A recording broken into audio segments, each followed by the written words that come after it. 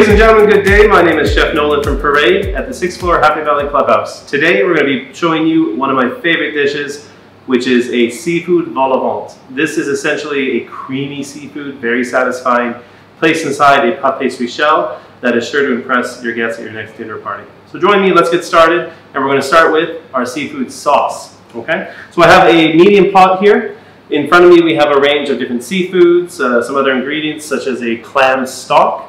I have a seafood mix of, today what was fresh was some oysters, we have some mussels, some chopped up hamachi whitefish as well, and then also some prawns. Now today is really what I found at the market to be the best quality, and this is exactly what you should do. Find what's best in your area, use that. Try using clams, mussels, even squid can be quite delicious, but make a mixture, get some different textures going. I have some fresh cream, some egg, which we'll use in a moment, and a whole range of fresh herbs and flowers that will be the accent to this dish. So, first things first, we want a nice knob of butter to our pan. At the same time, start to slice some garlic, start to slice some shallots, and this is going to add a flavor base to our seafood sauce today. Okay? Now, you can add as little or as much as you like. For me today, I find that shallots to be really the flavor profile that I'm going for. So I'll add a little bit extra shallot. Also, you could add fennel to this dish. I had originally planned to have fennel for you today, but after viewing our 6th floor hydroponic garden and aeroponic garden, I found some beautiful Swiss chard, which I'm going to introduce to you in a minute. And that's actually going to add some flavor and aroma to our dish as well. Okay? So, first things first. Shallots, garlic in. We want to saute these on a medium heat just to extract their flavor. We don't want to add any color to this because we want our seafood sauce to be quite white.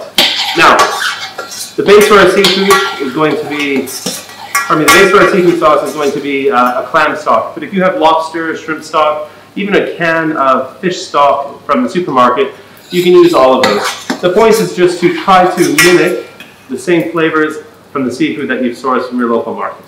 Okay? So, inside here, shallots, we have garlic. I have a little bit of flowering fennel here. Okay? So, these tips are just from the edge of the plant. They're not overly woody or hard, so I'm just going to give those a rough chop. I'm going to include some of the flowers as well, and this will add a very herbaceous flavor of fennel, which is similar but not quite the same as the fennel root itself. Okay? A slight saute and we're in. From here we grab a little bit of white wine, add the white wine inside, and very important now is that we allow the white wine to reduce, almost dry, and essentially what this will allow is for the flavor of that white wine to come into your sauce, but all of the alcohol and the acid will actually evaporate. Now, that's important because once we add our cream, we don't want to curdle the cream. And the acid inside your wine has a tendency to do that. I'm going to add one bay leaf as well. Bay leaf is going to add another level of complexity to the sauce. And from this point, we really have the base of what could be many different types of sauces. Although we're doing a seafood base today, you could absolutely do this with chicken. You could do this even with certain game meats as well, like duck could be a nice start. If you had some duck confit legs, you could start a sauce in a very similar way. So let's give that time to catch up. It's going to simmer down, and in a moment we're going to start adding our clam stock and our cream as well. So take a moment now to add a bit of seasoning. Okay, we have white pepper today. Seafood, possibly a bit more an appropriate fit. We have a little bit of salt. Now do take care here because our clam stock, our seafood, naturally briny in flavor. They're going to bring their own salt and seasoning to this dish. So resist the urge to add too much salt at the beginning. We can always re-season later, but very difficult to take it out at the end. Well, already the aromas, I smell the garlic, the shallots, a lot of this white wine. Again, the white wine today is not the premium quality that you're going to drink at your next dinner party. Although it's also not the cheapest wine either. You want to make sure you have a wine that is suitable, that you don't mind drinking it, because those flavors are going to be what's inside of your dish today. Sometimes the large box of wine that maybe you get at a cooking store tends to be a little bit sour, bitter, may not be the best base in this case. There's also another liqueur called Pernod, which I would recommend if you can source a bottle. Pernod has an anise flavor, similar to fennel or star anise. It adds a wonderful depth of flavor to a dish such as this. So if you can find Pernod, definitely add some in. It will balance out and also play off of the fennel flowers that we've added, or the fennel root if you want to add that to your sauce as well. Okay, so our wine is almost reduced. Next step, what I want to do, we're going to add in our clam stock. Okay, I always tend to keep the last bit of the clam stock inside the bowl because this tends to have where all the sand is. Even canned or bottled clam stock can even have some sediment, so do take care. We're going to bring this up to a simmer. We're going to add in our cream. Okay. And then from here, what I want you to do is allow this to cook at a medium heat until it starts to simmer, and then bring it down in temperature to about a low heat, medium-low. And allow the sauce to reduce so that we intensify the flavors and fortify the sauce with all of those rich notes of seafood, garlic, and shallots. This will also allow the texture to be improved and slightly thickened, which will be perfect for the next step, which is our seafood sauté that will go inside our vol au vent. So we're going to allow this to take shape. Why don't we start making our puff pastry shell, which will pair beautifully with the seafood dish. All right, on to our puff pastry. We're going to make a simple but elegant little cup called a vol au vent. This is a pastry shell that we're going to bake together today. And we're going to have to work quite quickly because here I have store-bought pastry, puff pastry to be exact. It comes in individual sheets, but as soon as you take it out into the environment, it will start to get warm. And puff pastry has a very high fat content.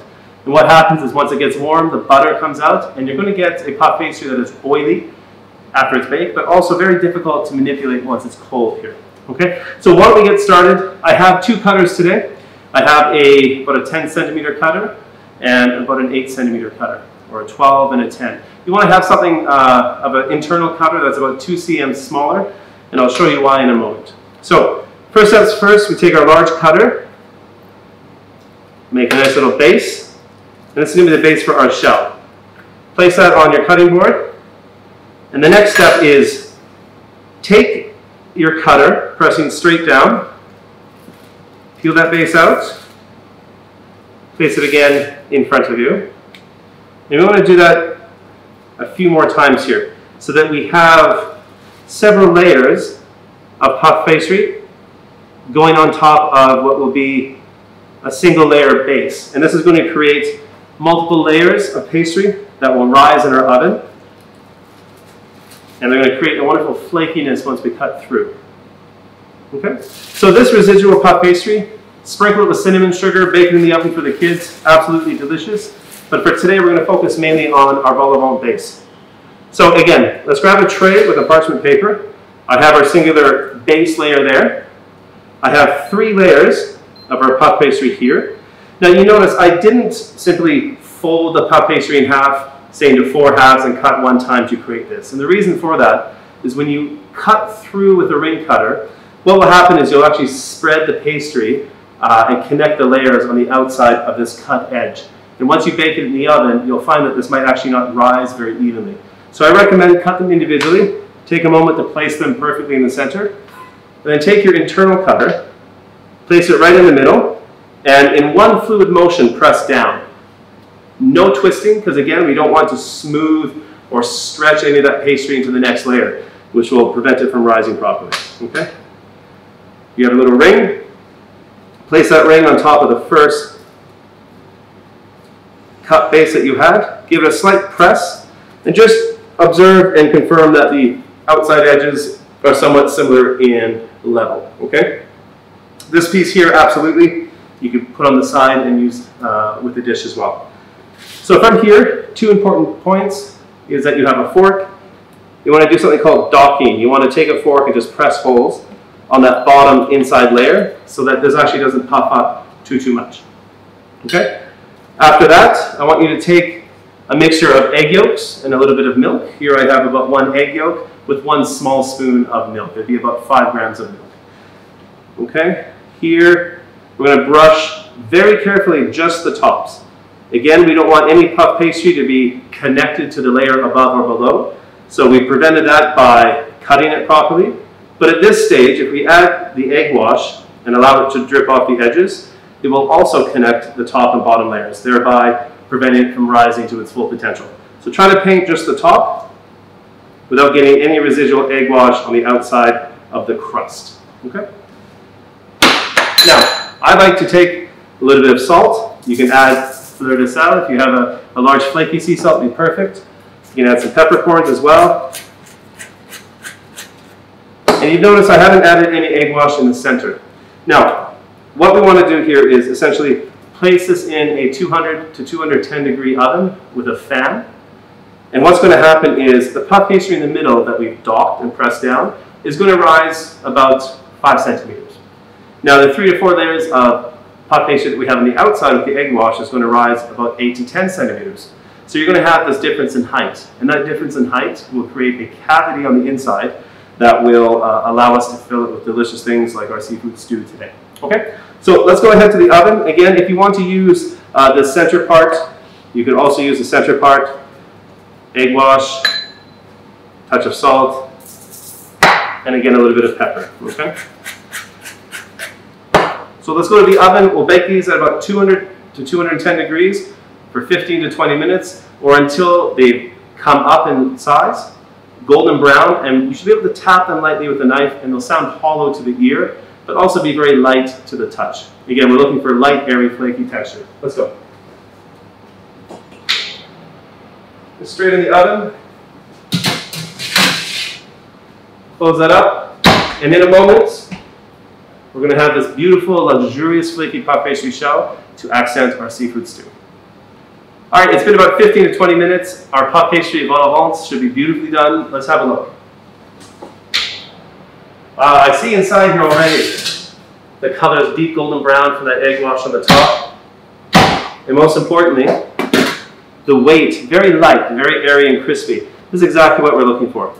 Again, just to confirm, you can see that our top has risen beautifully. The inside has risen somewhat, but if I give it a little poke with my finger, actually, there's a lot of air space in there, which is going to help soak up our sauce and hold our beautiful puff pastry and seafood.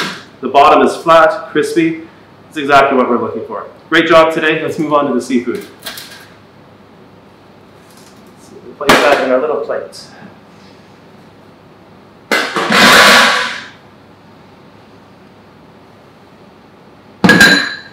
Okay, so for the next step, very simple today. We're going to work with a little bit of butter in our pan. We're going to cut some shallot again. And we're going to start building flavors for our seafood pieces. And again, just to recap, we have oysters, we have mussels, we have prawns, we have a little bit of hamachi fish. It's going to pair quite well today. Now the oysters, if you don't like to have cooked oysters, you can still use raw oysters in this dish. You can just simply add them at the end of the cooking process. Okay? So today, beautiful oyster stew. Our sauce, a little bit thicker. We have quite a bit of aroma built up in here between the wines.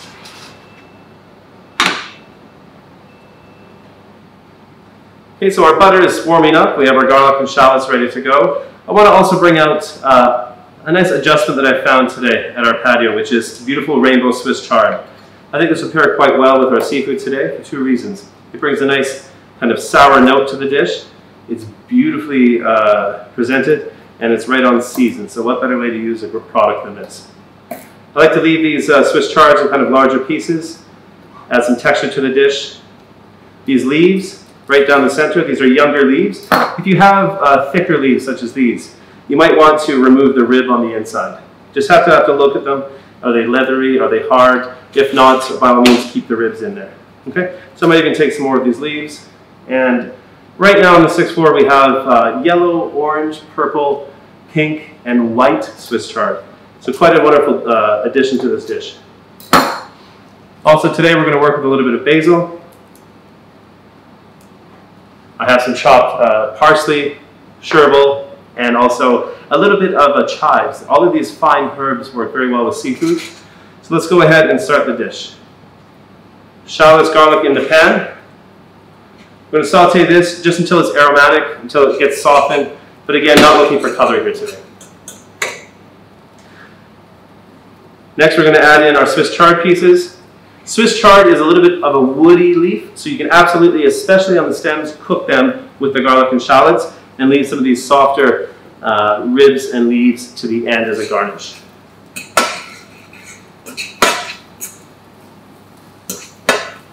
Okay, again, we add a little layer of flavor, kind of white pepper, touch of salt. Now I've tasted my sauce here. It's a fine balance between savory, creamy, but not terribly salty. So once we add our seafood in here, we're going to re-season once again, and we should be ready to go.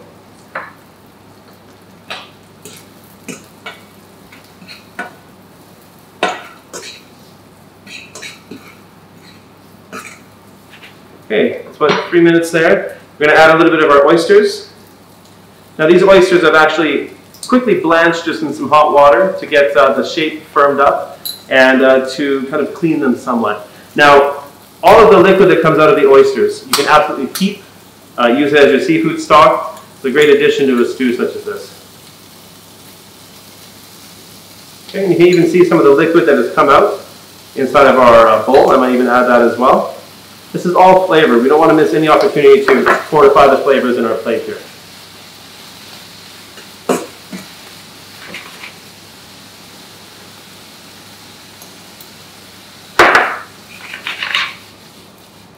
Again, squid would be a great addition here. Try to stay away from any red fish like tuna or bonito. They tend to be a little bit more irony, and once you cook them, they can even become a little bit bitter from the blood that's inside. And also the texture is rather firm. So stay on prawns, stay on oysters, mussels is a good combination. Okay, our seafoods are cooked here. We're going to add in that beautiful luxurious sauce.